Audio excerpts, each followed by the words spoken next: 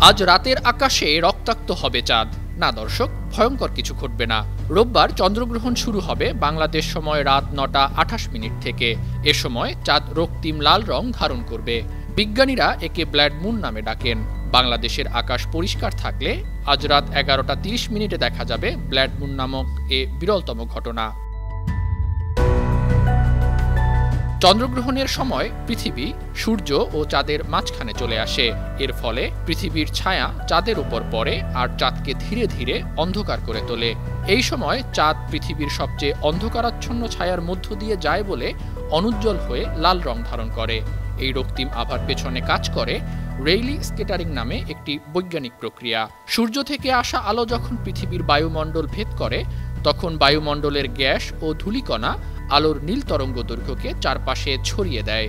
আর দীর্ঘ তরঙ্গ দৈর্ঘ্যের লাল আলো বাধা পায় না, বরং তা বেঁকে গিয়ে চাঁদের ওপর পড়ে।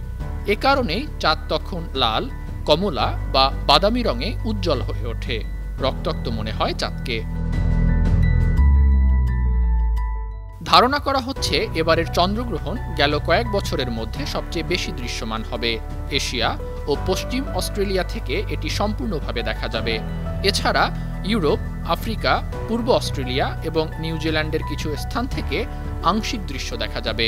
ফলে বিশ্বের ৮৫% মানুষই এবারের চন্দ্রগ্রহণ পর্যবেক্ষণ করতে পারবেন। আকাশ পরিষ্কার থাকলে বাংলাদেশের যে কোনো জায়গা থেকে চন্দ্রগ্রহণ দেখা যাবে। ব্লাড মুন দেখার জন্য কোনো বিশেষ সুরক্ষা চশমা বা সরঞ্জাম প্রয়োজন হবে না। খালি চোখেই নিরাপদে দেখা যাবে। News desk, Bangla TV.